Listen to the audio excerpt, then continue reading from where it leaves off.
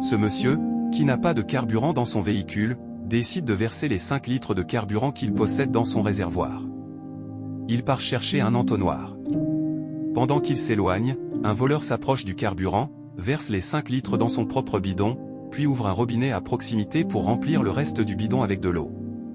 Le voleur escalade ensuite la clôture de la maison et remet le bidon contenant le mélange à son complice, qui se trouve dans une maison inachevée voisine. À son retour, le monsieur prend le bidon, sans se douter qu'il contient de l'eau, et le verse dans son véhicule. Pendant ce temps, le voleur et son complice vont vendre le carburant volé à une autre personne, qui leur remet de l'argent.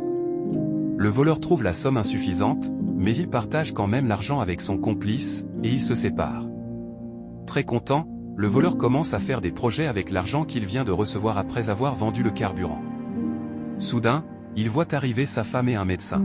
Étonné, il voit arriver vers lui sa femme et l'infirmière. Il remarque sa petite fille dans les bras de sa femme, et il la prend à son tour dans ses bras. Sa femme lui explique que la petite faisait des malaises chaque heure, ce qui l'a poussé à appeler le médecin. Mais depuis l'arrivée de ce dernier, la petite ne s'est plus réveillée. L'infirmière l'informe alors qu'il doit emmener sa fille à l'hôpital pour qu'on puisse l'examiner et la soigner rapidement, sinon cela pourrait mal tourner. Elle lui précise qu'il a seulement 10 minutes pour la transporter à l'hôpital. Pris de panique, il se demande où il pourrait trouver un taxi à cette heure-là. Il appelle le nom de sa fille, mais elle ne répond pas. Tout à coup, il aperçoit un véhicule approcher. Il court vers le conducteur et lui demande de l'aider à transporter sa fille à l'hôpital. Il monte dans le véhicule, mais celui-ci refuse de démarrer. Intrigué, il demande au conducteur s'il y a un problème, mais ce dernier répond que non. C'est alors qu'il se souvient du moment où il avait rempli le bidon au robinet, vidant ensuite son contenu dans le réservoir du véhicule. Il s'écrie « Oh mon Dieu !» descend du véhicule, et commence à courir sur la route, sa fille dans les bras, en appelant son nom. Pendant ce temps, le conducteur du véhicule appelle un mécanicien pour résoudre le problème. Celui-ci lui annonce qu'il y a de l'eau dans le réservoir, ce à quoi le conducteur répond, stupéfait, « De l'eau ? Ce n'est pas possible !» De son côté, l'homme court toujours, désespéré, avec sa fille dans les bras. Soudain, la petite fille se réveille. Mais elle laisse finalement la vie derrière elle. Dévasté, l'homme s'assoit au milieu de la route et appelle le nom de sa fille, impuissant. Un pasteur entre dans la maison de l'oncle d'un chrétien, sans savoir que cet oncle est un sorcier. En entrant, il dit « Seigneur Jésus ». Le chrétien explique à son oncle que le pasteur est venu pour prier pour lui avant son voyage. Le pasteur fait le signe de croix, et le chrétien lui souhaite la bienvenue en disant « Bonne arrivée ». Le pasteur répond « Merci beaucoup ». L'oncle salue le pasteur en lui faisant la main et dit à son neveu qu'il doit se dépêcher, car le train n'attend pas le voyageur. Mais son neveu lui répond qu'il a fait venir le pasteur pour quelques prières avant son départ. L'oncle dit « Amen, Amen », puis tente de le pousser vers le véhicule. Alors que le pasteur veut parler, l'oncle intervient à nouveau en disant « Le chemin est long ».